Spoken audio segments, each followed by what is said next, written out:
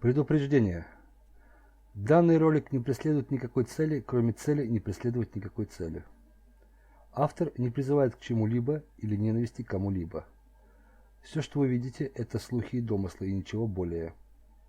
Данный ролик создан в состоянии аффекта, так как автор очень впечатлительный человек с обостренным чувством справедливости и слишком близко к сердцу воспринимает чужое горе, поэтому многие его высказывания могут являться искаженным восприятием реальности.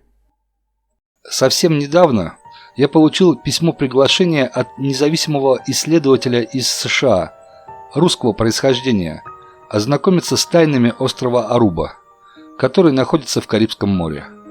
Я бы с огромным удовольствием посетил бы его всем составом научно-исследовательской группы «Прометей» с целью изучения феномена. Давайте я зачитаю его обращение. Меня зовут Диамид Башкинов, и я сторонник теории, что все происходящее сейчас на Земле имеет целью повышения осознанности, и главное сейчас научиться находить позитив в любой ситуации. Все, что не удовольствие, урок, продвигающий нас к развитию. Уверен в том, что как только критическая масса человеков вернется к здравомыслию, вектор развития и наша жизнь изменятся к лучшему. Я сторонник теории, что все мировые элиты полностью сменятся в ближайшие 10 лет. И вместо управления через негатив будет сотрудничество на основе позитива и синергии. Приглашаю вас на остров Аруба. Это место силы с высокими вибрациями, где уже сейчас собираются здравомыслящие, позитивные и успешные люди. Тайны острова Аруба ждут своих гостей. Кто из независимых исследователей сумеет открыть их первыми? Контактная информация с Диамидом Башкиновым находится в описании под роликом. В России современные историки чаще предпочитают поверхностный, скорее всего политический, чем научный подход к событиям внутри самой науки XX века, сваливая все на советскую государственную систему. При этом в одной связке упоминаются почему-то запреты на генетику, кибернетику и якобы на теорию относительности. На самом деле в СССР число годов непопулярности Эйнштейна можно пересчитать по пальцам, а реальным гонениям почти все время подвергались противники его теории. Теория относительности стала модной в Советском Союзе еще в 1920 году, и это понятно почему. Троцкисты шли в одной связке с глубинным государством, пробираясь во властные эшелоны СССР с определенными целями и задачами. Для получения поддержки в Советском Союзе Эйнштейну оказалось достаточно вступить в 1919 году в Компартию Германии. Он, правда, через полгода вышел из нее, но данного рекламного трюка оказалось достаточно, чтобы стать другом страны Советов. С 1922 года Эйнштейн становится член-корреспондент Российской академии наук, а с 1926 года иностранным почетным членом Академии наук СССР. Популярные журналы тех лет также переполнены дифирамбами. Например, можно посмотреть статью Луначарского «Около Великого» в журнале «30 дней», номер 1 за 1930 год, о том, как Луначарский был в гостях у Эйнштейна в Берлине. А кто в то время смог бы поспорить с оценками личности Эйнштейна и его теории самого наркома просвещения? Авторитетам от науки выгодно представлять дело так, будто все споры вокруг теории относительности велись лишь в начале века, и не упоминать о реальных дискуссиях XX века. Они велись как по физическому направлению, так и по философскому. Например, Шапошников и Костелин, председатель физического общества имени Лебедева, с 1925 года доказали, что эксперимент Бехерера, проведенный в 1909 году, противоречит выводам теории относительности. Доклад Тимирязева об опытах Миллера, который провел наблюдений больше, чем все остальные исследователи вместе взятые, с трудом был принят на 5-м съезде физиков и был подвергнут остракизму. Кто же в Советском Союзе поддерживал теорию относительности и сумел затормозить развитие человечества, особенно в России? Йоффе, Там, Френкель, Ландсберг, Мандельштам. Обратите особое внимание на фамилии тех, кто противостоял ученым, разоблачающим теорию относительности. Все как один подчиняются людям в черном и имеют особую отличительную черту. В 1930 году главнауки закрыло физическое общество. В 1934 году выходит специальное постановление ЦК ВКПБ по дискуссии о релятивизме, в котором все противники этой теории относились либо к правым уклонистам, либо к меньшинствующим идеалистам. С 1938 года Академия наук вовсе не финансировала работ, которые в чем-то противоречили теории относительности. В 1964 году Президиум Академии наук СССР принимает постановление, запрещающее критику теории относительности в науке, образовании и академических печатных изданиях. По данному постановлению запрещалось всем научным советам, журналам, научным кафедрам принимать, рассматривать, обсуждать и публиковать работы, критикующие теорию Эйнштейна. Теперь вы понимаете, кому пришлось противостоять Иосифу Виссарионовичу Сталину. Вот именно в этот момент наука медленно превратилась в карательный орган для творцов и созидателей, не желающих мириться с явной ложью. Уже тогда глубинное государство через своих марионеток людей в черном установило на ключевых постах в управлении Академией наук своих людей для торможения развития экономики и технических достижений молодой страны Советов. И это продолжается даже сейчас, но уже в более жесткой форме. Через этих же ставленников прав был великий вождь в своих решениях против врагов народа, но не успел закончить свое благое дело, так как его банально убили те, кто являлся скрытым троцкистом. После такого беспрецедентного давления на противников теории относительности находились лишь отдельные смельчаки, заявляющие о несогласии с интерпретациями теории относительности, но против них уже применялся другой метод, впервые опробованный в Цюрихе в 1917 году на Адлере, написавшим критическую работу против теории относительности. Затем также в Цюрихе в 1930 году на сыне Эйнштейне Эдуарде, который заявлял, что автор специальной теории относительности Милева, Марич и несогласных с официальными представлениями теории относительности подвергали принудительной психиатрической экспертизе.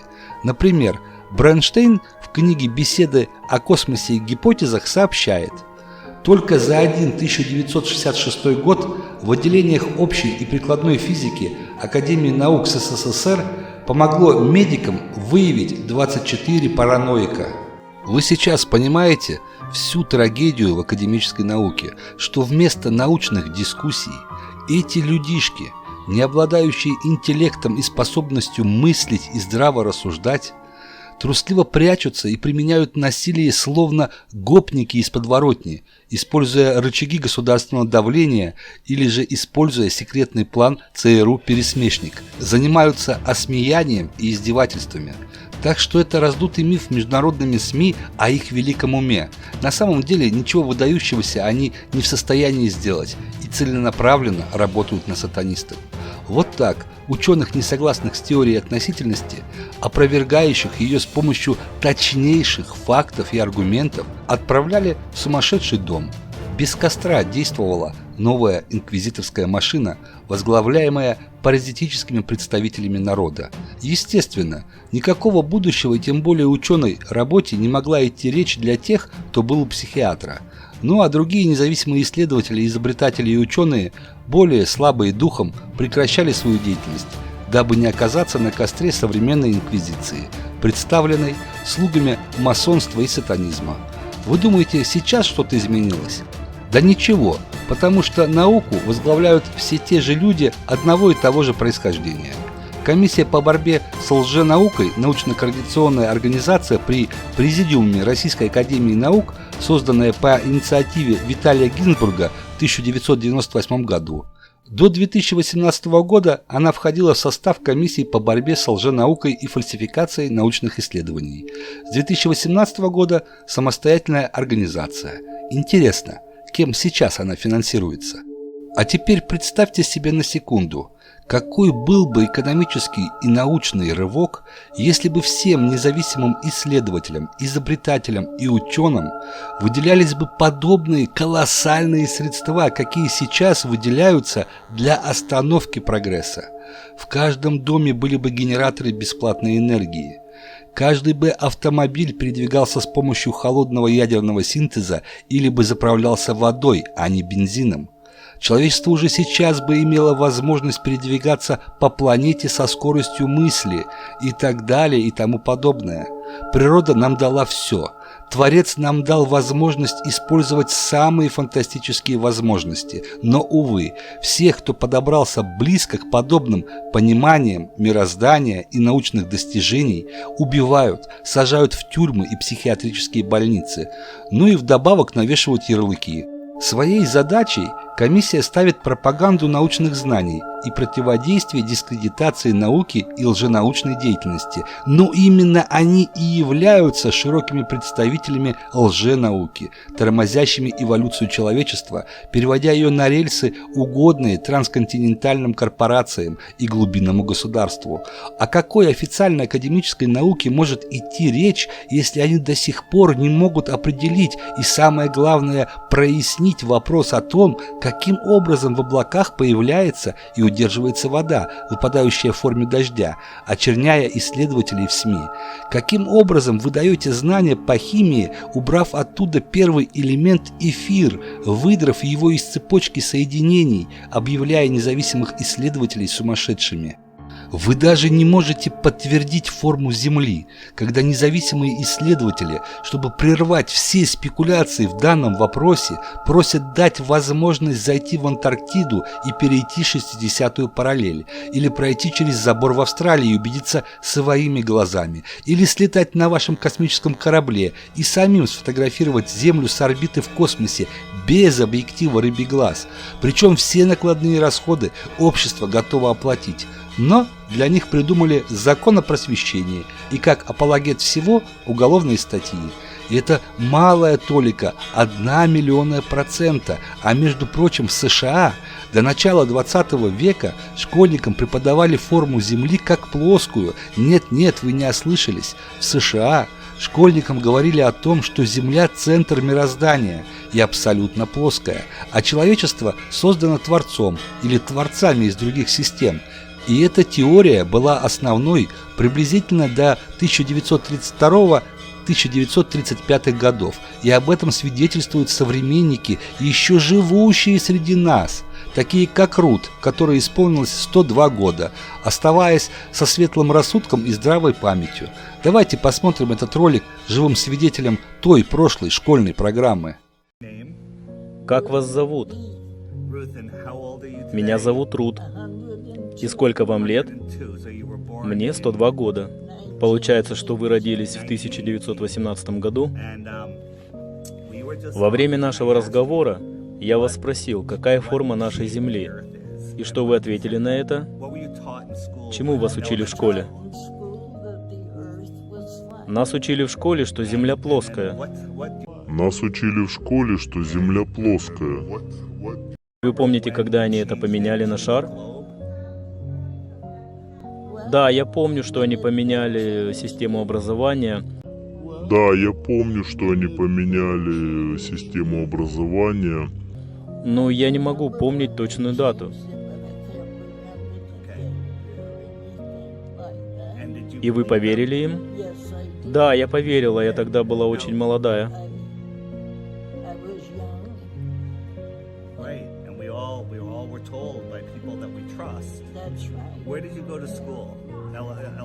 А где вы ходили в начальную школу? Школа под названием «Весенняя долина» в Хэмден, штат Коннектикут. Я росла на ферме, и у нас был домашний скот. Но, к сожалению, у нас, как и у многих других, не было электричества. Мы вынуждены были добираться до школы пешком, потому что у нас не было автобуса. Какие эмоции вы испытываете, зная, что в детстве вы были правы насчет плоской Земли? Какие эмоции вы испытываете, зная, что в детстве вы были правы насчет плоской Земли? Вы знаете, я чувствую себя гораздо лучше. Я чувствую себя по-настоящему живой. Это правда. Всю мою жизнь я верил тому, что меня учили. И когда я узнал о плоской Земле, потому что мы есть центр мироздания, каждый из нас по-настоящему очень важен. Мы и Божьи дети. Мы и Божьи дети.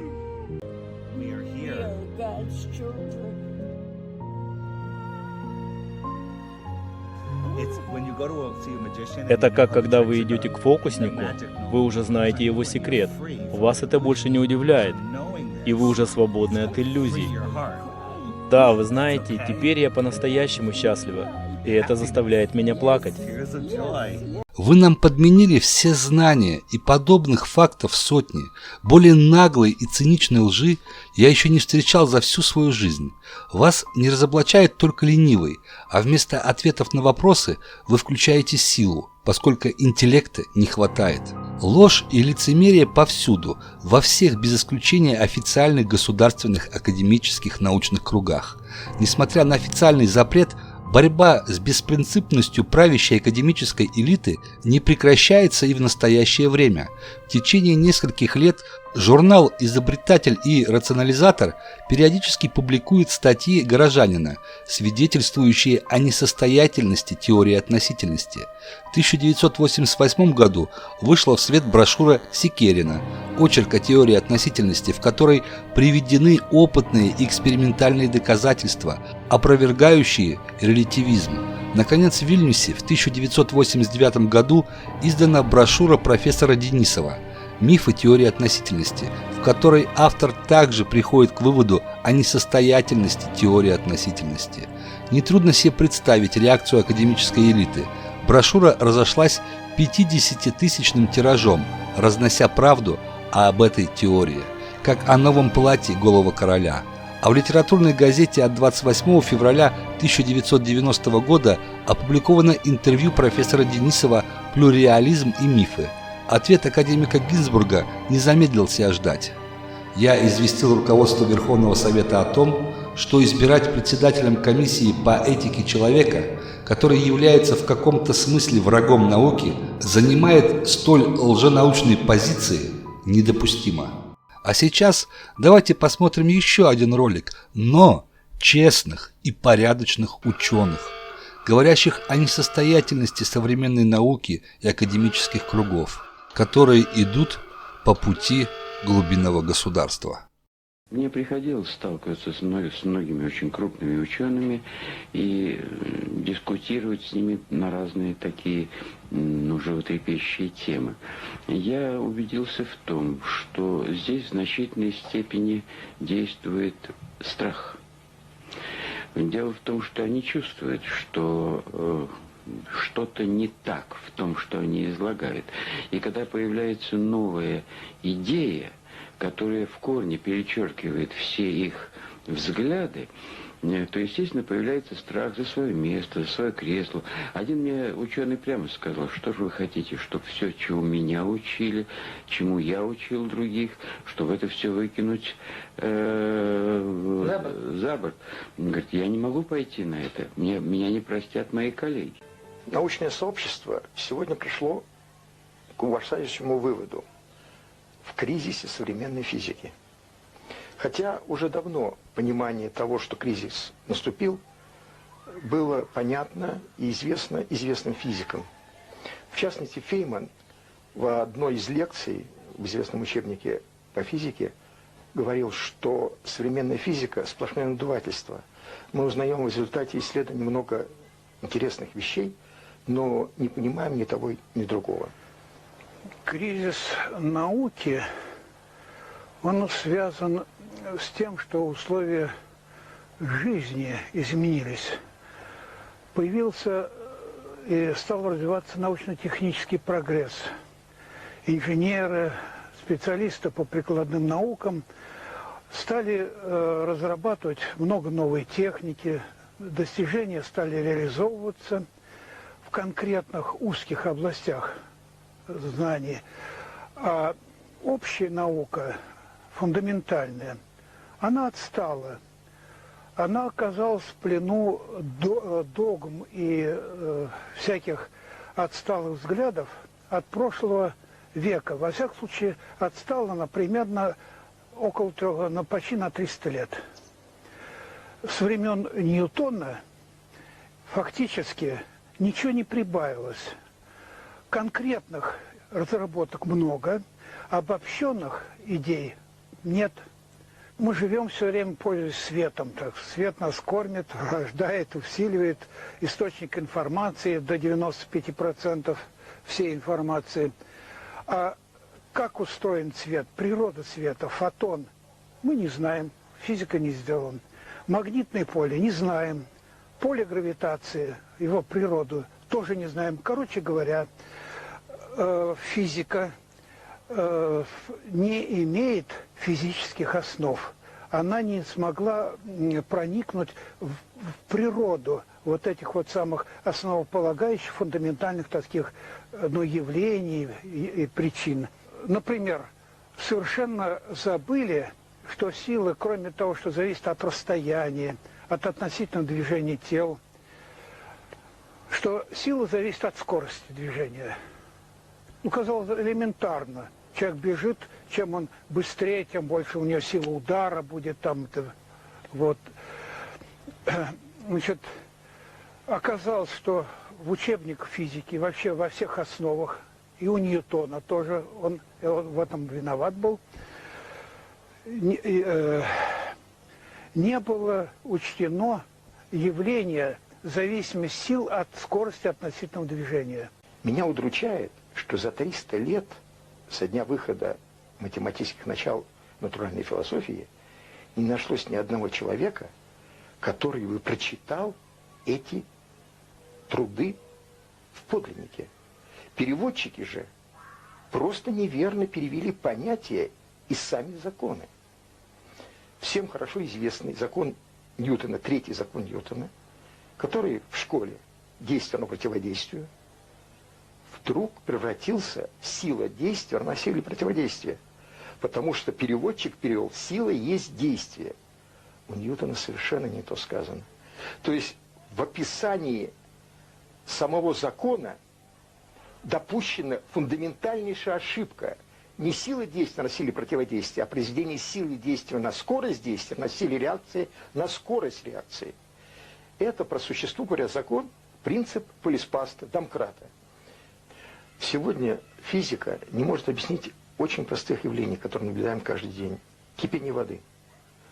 По физике пузырек не может возникнуть, потому что поверхностное движение пузырька больше 1000 атмосфер зародышевого пузырька. А количество энергии, которое нужно, чтобы ввести воду в пар, молекулу воды в паровую фазу, в 13 раз превосходит среднюю энергию кинетическую молекул жидкости. То есть физика не может объяснить это. Физика не может объяснить, почему летает самолет, потому что подъемная сила реальных самолетов в 10 раз больше, чем подъемная сила теоретически возможная. Сегодня физика не может объяснить, почему при гидропонике и вообще в почве возникают продукты, ядра, элементы, которых не было в исходном веществах, в удобрениях, в воздухе. Сегодня физика не может объяснить, почему у некоторых моллюсков хитиновый покров возникает в условиях, когда нет кальция, хотя хитин содержать должен кальций. Это непонятно. Я уже не говорю, что с точки зрения физики непонятна молния. Прекрасный был опыт локации Венеры. Значит, наши советские станции посылали сигнал на Венеру, получали отраженный сигнал локационный. Ну и по сигналу определяли скорость движения Венеры. Все сделали отлично, получили данные. Стали строить, уже переводя на вот эту единицу, постоянно это солнечные, 149,5 миллионов километров. Она постоянная. Локация шла 3 месяца. И получилось, график так вот, величина, а тут время. И она такая синусоидальная, а должна быть постоянная. Чудо непонятное. И что наши расчеты вели по теории Эйнштейна. Что сделали? Мысленно сдвинули Венеру на 700 километров То есть настолько, чтобы вот это вот зигзаг исчез, ну, Луну так, это Венера не сдвинешь, но и все. И получили Ленинскую премию за это дело. Теперь я считаю нормально, так сказать, вот там Венера, то есть, да, Венера движется, Земля движется, очень все эти скорости. Получается чистенькая, как говорится, постоянная. И не надо Венеру сдвигать. То есть вот этот опыт доказывал, что теория Эйнштейна ошибочная. Один из важных моментов о том, что скорость света постоянна. Но опыты с локацией Венеры показали, что для того, чтобы объяснить движение Венеры, нужно к скорости света или к скорости радиоволн приплюсовывать или вычитать скорость движения самой планеты по орбите, скорость вращения Земли и орбиты. То есть означает, что самый основной постулат, который заложен в теории относительности, неправомерен. И из этого следует еще уйма больших неприятностей. Теория относительности ограничивает все процессы скоростью света. На самом деле уже сейчас многим исследователям известны процессы, распространяющиеся скоростью значительно больше, чем скорость света. И на этом даже работают приборы. Поэтому теория относительности сделала свое дело, а теперь надо просто дальше идти, понимая некорректность постулатов, заложенных в эту теорию. Когда мне сейчас кто-то говорит, что Вселенная, так сказать, вот из сингулярности взорвалась и вот до сих пор разлетается, я ничего не говорю, но мне просто становится смешно, ну как можно, взорвавшись один раз, в течение миллиардов лет разлетаться во все стороны. Тут можно сравнить так, что если предположить возможность создания Вселенной взрывом, причем взрыв создал строго регулярную структуру, которая продолжает выращиваться, не просто разлетается, а выращивается. Ну тогда можно предположить, что космический корабль можно построить с помощью взрыва авиационного завода. У каждого ученого, кто занимается космологией, наукой о происхождении Вселенной, как правило, существует своя гипотеза образования Вселенной. Но дело в том, что природа, она очень богата своими свойствами. И, естественно, раздувающаяся Вселенная, она также не объясняет очень много эффектов, которые существуют и свойств Вселенной. В частности, например, с образованием физического пространства, почему у нас существуют огромные магнитные поля? Кто их поддерживает? А что создает магнитные поля Вселенной? Они существуют и в галактике, и в межгалактическом пространстве. И вот на этот вопрос существующие теории точного ответа не дают. Сейчас ученые очень плотно обсуждают понятие темной материи. На английском это звучит dark matter. То есть некая темная, невидимая физикам материя. И эта материя содержит в себе более 90% энергии Вселенной. Ну что, посмотрели ролик действительно сверхпорядочных ученых? Низкий им поклон за смелое выступление, ведь они рискуют всем, учеными степенями и званиями, которые может отобрать Гинзбург от академической науки. Они рискуют своим местом работы, но все равно высказали свое мнение, что лишний раз указывает на то, что они отважные и честнейшие люди. Надеюсь, вы поняли, что начиная с вашего рождения вас обманывали и продолжают обманывать, скрывая истинные знания о мироздании. Если обманывают в науке, которая подчинена черной аристократии, то с чего вы взяли, что вас также не обманывают в политике? Ложь, всепронизывающая ложь повсюду с момента нашего рождения, всепроникающая ложь, которую необходимо вскрывать как гнойник. Может быть, поэтому они так спешат сократить человечество и загнать нас сейчас в каменный век. Ведь в таком случае все начнется сначала, и они вновь будут строить общество лжи на остатках былой человеческой цивилизации. А сейчас самое главное. Запомните эти слова.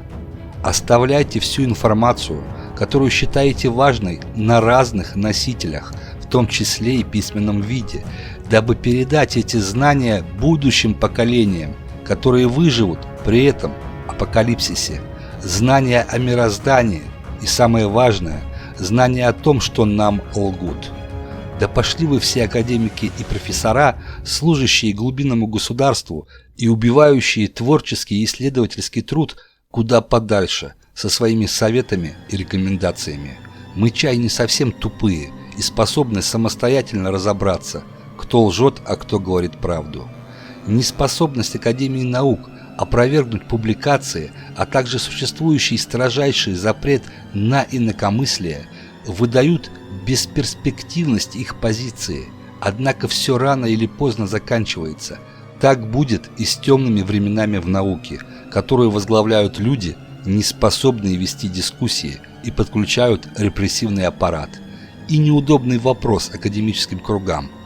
А вы никогда не задумывались над тем, что в общественные академии наук вступают ученые из государственных академий наук, но ни один из уважающих себя независимых исследователей ни разу даже не попросился к вам? Вот то-то и оно. Так что идите лесом.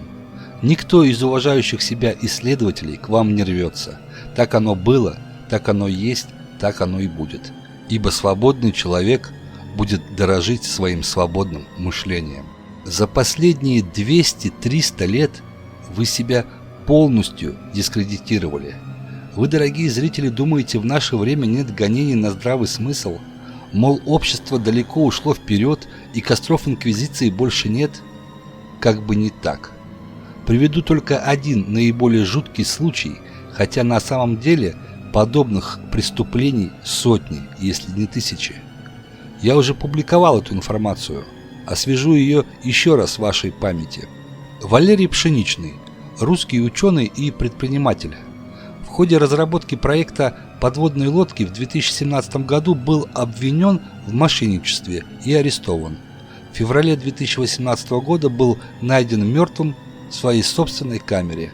Несмотря на то, что на теле покойного явно имелись следы пыток, в том числе травмы от кипятильника во рту, только вдумайтесь, ученому засунули в рот горящий кипятильник.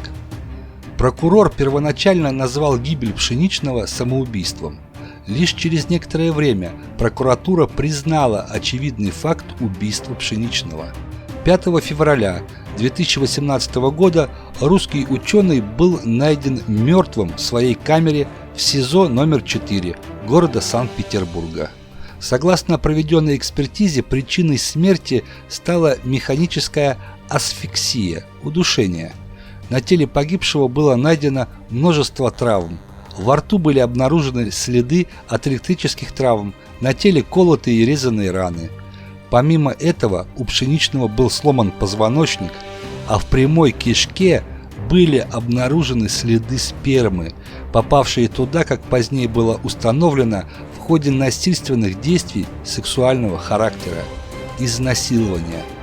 Вы представляете себе, насколько мешал русский ученый кому-то своим изобретением, чтобы эти твари, и по-другому их назвать не могу, пошли на подобные преступления с издевательствами и пытками и в конечном итоге убили его.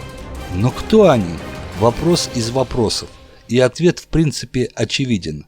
Причина, по которой Валерию Пшеничному пришлось пройти в тюрьме через ад, неизвестна и в ходе последующего расследования установлена не была. Несмотря на это, смерть русского ученого была названа руководством ФСИН самоубийством.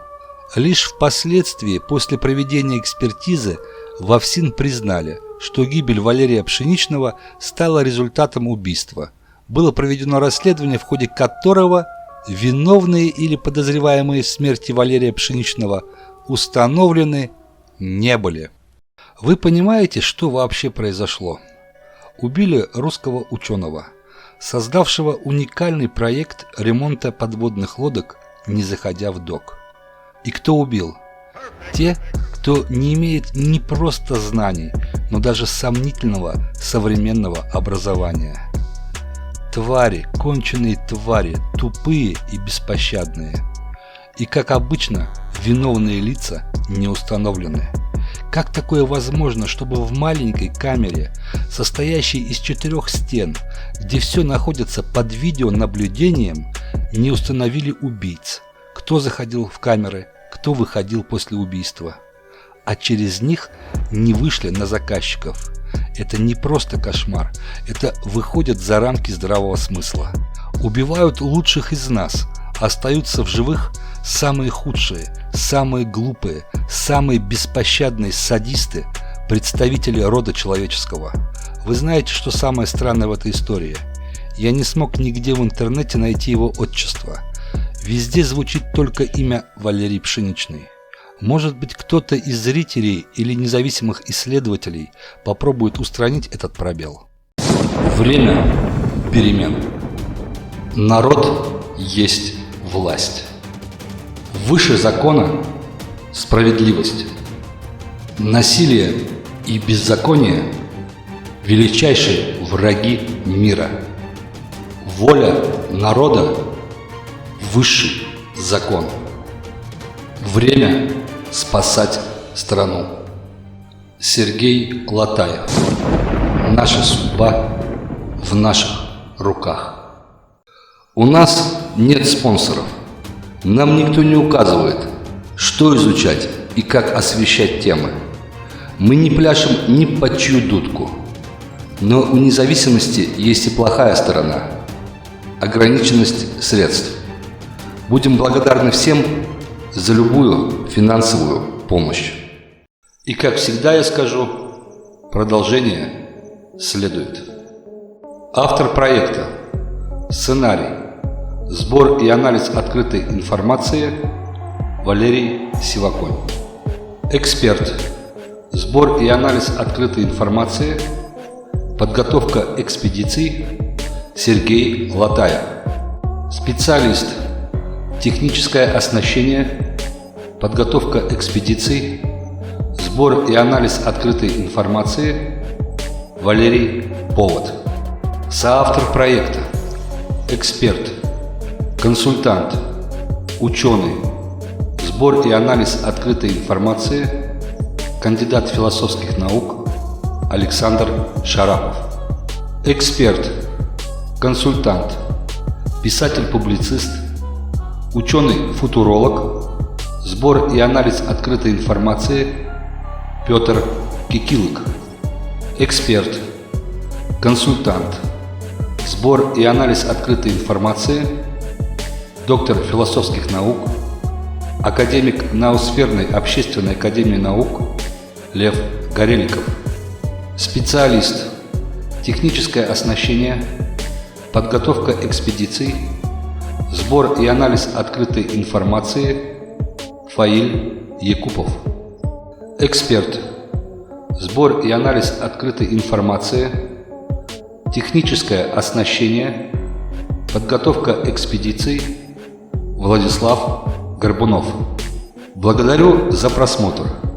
Подписывайтесь на канал. Да будет зло уничтожено. Быть добру. Всем удачи.